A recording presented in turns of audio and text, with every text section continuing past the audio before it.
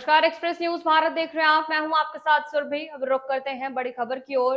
वक्फ bill के विरोध में राजधानी जयपुर के शहीद स्मारक पर all India Muslim personal law board द्वारा प्रोटेस्ट किया गया है। हजारों की संख्या में महिलाएं और पुरुष शामिल हुए हैं। सर्व समाज के लोगों ने शामिल होकर वक्फ एक्ट का विरोध किया है और सरकार से वक्फ बिल को वापस लेने की मांग भी की गई है। राजधानी जयपुर के शहीद स्मारक पर all India Muslim personal law board द्वारा वक्फ संशोधन बिल को लेकर विरोध प्रदर्शन किया गया। विरोध में बड़ी संख्या में कई संगठन के लोग उपस्थित हुए और सबने एक स्वर में वक्फ बिल का विरोध किया और सरकार से इसको वापस लेने की मांग कर दी है। प्रोटेस्ट में हजारों की संख्या में महिलाएं भी मौजूद रही और सबने वक्फ बिल का कड़ा विरोध दर्ज कर दिया। प्रोग्राम में कई सामाजिक संगठन एवं राजनीतिक संगठन के लोग भी उपस्थित हुए और केंद्र सरकार को कड़ी चुनौती दी है। इस मौके पर all India Muslim personal law board के जनरल सेक्रेटरी मौलाना फजलुर रहीम साहब, दलित मुस्लिम एकता मंच के अध्यक्ष अब्दुल लतीफ आको साहब, जमात इस्लामी राजस्थान अध्यक्ष नजमुद्दीन साहब, वक्फ बोर्ड चेयरमैन डॉक्टर खानू खान, किशन पॉल विधायक अमम कागजी, आदर्श नगर विधायक रफीक खान, प्रदेश कांग्रेस कमेटी सचिव डॉक्टर मोहम्मद शोएब साहब, all India Muslim personal law board के मेंबर डॉक्टर समरा सुल्ताना, इस्लाम कॉर्पोरेट साहब सहित हजारों की संख्या में लोग शामिल डरता है ना, आपकी नफरत की सियासत से डरता है। हम सिर्फ अल्लाह से डरते हैं और जो अल्लाह से डरता है, कानून है बिल्कुल गलत कानून है और ये धोपने का कार्य किया गया।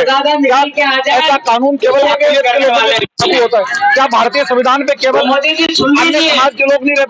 क्या केवल हिंदुस्तान में सारा खतरा आपने मिड डे मील बंद कर दी, आपने मौलाना आजाद की स्कॉलरशिप बंद कर दी, आपने मदरसा बोर्ड को मिलने वाले समय क्या आपने ऐसी अदर कम्युनिटी की तरह क्या माइनॉरिटी के लिए किसी में रिजर्वेशन करने की बात करते हैं, एजुकेशन की बढ़ावा देने की बात करते हैं? मुसलमानों को मुसलमानों की संपत्ति बेच कर क्या आप संपत्ति बेच कर मुद्दे पर आप उनका विकास करना चाहते हैं? आप अन्य देवता की संपत्ति बेचोगे?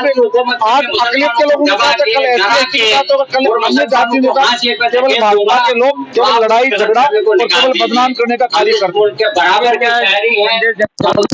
हमारा संदेश माननीय सर्वोच्च न्यायालय का जो फैसला आ रहा है, हम सारी हिंदुस्तान की दुनिया बिल्कुल हिंदुस्तान की आम आवाम बाबा साहब भीमराव अम्बेडकर के संविधान के मुताबिक सर्वोच्च न्यायालय तो फैसला आएगा, हम उसके स्वागत के लिए तैयार बैठे और निश्चित रूप से संविधान के मुताबिक ये फैसला आएगा। जो प्रोटेस्ट करना है क्या कहेंगे? हमारा ये कहना है कि ये प्रोटेस्ट जो है हम जब तक चलाएंगे जब तक ये बिल वापस नहीं हो जाता। ये बिल जो लाया गया है, इस बिल की वजह से ये हमारे वक्फ के जो तमाम बदलाव लाए हैं, इससे पूरा वक्फ खत्म होकर के सरकार के कब्जे में चले गया है और सरकार इस पे कब्जा कर लेना चाहती है। और ये अरबों की जमीन जो वक्फ बोर्ड में वक्फ के अंदर लोगों ने वक्फ की भी है, उस पर इनकी नजर है कि किसी तरह से इन जमीनों को अपने कब्जे में लेकर के और अपने मनमाने चाहते लोगों को दे दे। ये कभी भी नहीं होने देंगे। इस संविधान ने हमें हक दिया है, संविधान के हक के मुताबिक किसी भी हालत में हम ऐसा नहीं होने देंगे। सुप्रीम कोर्ट में भी जो है सुप्रीम कोर्ट में भी चल रहा है और हमें उम्मीद है सुप्रीम कोर्ट से वहाँ इंसाफ होगा। और उसके बावजूद भी अगर हमें वहाँ इंसाफ नहीं मिला तो पूरे मुल्क में ये इसी तरह के एजिटेशन जब तक चलते रहेंगे जब तक ये बिल वापस नहीं हो जाता। इसमें हमारा कहना है ये महिलाएं जो हैं ये भी बिल्कुल बेचैन है इस बात से और परेशान है कि ये वाकई अगर वक्त हमारे इस तरह से बदल दिया गया तो हमारी मस्जिदों का क्या होगा, हमारी दरगाहों का क्या होगा, हमारी बाकी मुसाफिर खाने वगैरह हैं और कब्रिस्तान है, ये सारी चीजें जो वक्त से जुड़ी हुई है, इसका फिक्र हमें नहीं हमारी खवातीन को भी इस कदर है कि आज बड़ी तादाद में खवातीन इस एजुकेशन में आई है। ये इसकी दलील है। इंशाल्लाह बच्चे में इस बात का जो है गम और गुस्सा है कि हम किसी भी हालत में सरकार को इसके अंदर मुदाखलत करने नहीं देंगे और हम इसके लिए आखिर दम तक चाहे हमारी जान भी जाए तब तक भी हम लड़ते रहेंगे। मसले पर क्योंकि हम चाहते हैं कि हमारी तो यही है कि मजहब के किसी भी कानून में किसी भी हुकूमत की दखलंदाजी बर्दाश्त नहीं की जाएगी, किसी भी तरीके की। ये ट्रिपल तलाक का कानून लाए थे, हमने उसको अभी तक उसको स्वीकार नहीं किया है। वो गलत फहमी में है कि हमने स्वीकार कर लिया। हमारे आज भी कानून चल रहे हैं, हमारा मुस्लिम पर्सनल लॉ इसको हैंडल कर रहा है। हम सरकार को हैंडल करने की नौबत आने ही नहीं दी हमने, तो हम इसको कैसे बर्दाश्त कर लेंगे?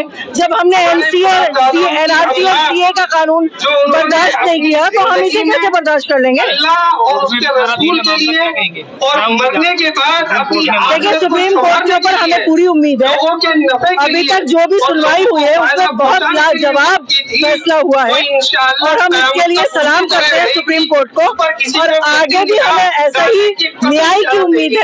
हम न्याय की उम्मीद करते हुए इस अहिंसा के साथ आंदोलन को कर रहे हैं। हमारा हिंसा का आंदोलन नहीं होता है बीजेपी की तरह, आरएसएस की तरह। हम अहिंसा के पुजारी हैं, हम अहिंसा के साथ ही चलते हैं। चाहे वो मुसाफिर देखिए, महिलाओं का हिस्सा तो पुराना है, एनआरसी और सीए इसका सबूत है। और आप एक बात बताओ मैं आपको, ये जो हुकूमत है ना, ये डरी हुई हुकूमत है, ये ताकतवर हुकूमत नहीं है। ये अपने आप को ताकतवर समझती होगी, मेरी नजर में डरी हुई हुकूमत है।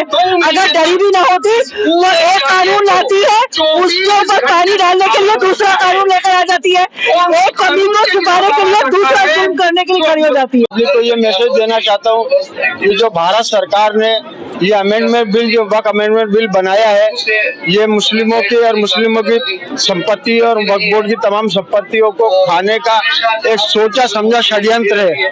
और इस षड्यंत्र के खिलाफ सारी कौम, सारे मुस्लिम जो है एक है और पूरे हिंदुस्तान में इसके खिलाफ जो है आवाज उठी हुई है, धरना हो रहा है, प्रदर्शन हो रहा है। और हम इस धरने और प्रदर्शन को कंटिन्यू रखेंगे जब तक कि भारत सरकार इस बिल को वापस न ले ले। हालांकि इसकी सुनवाई सुप्रीम कोर्ट भी कर रहा है और हमें हमारी न्यायपालिका के ऊपर पूरा भरोसा है कि इस बिल को हमारी न्यायपालिका इस बिल को रिजेक्ट कर देगी। लेकिन खुदा ना खास्ता जो भी कोई फैसला होगा, हमारा ये धरना प्रदर्शन और हमारा ये विरोध बदस्तूर जारी रहेगा, तब तक जारी रहेगा जब तक कि ये बिल वापस ना हो जाता। बड़ी तादाद में मर्दों से ज्यादा तादाद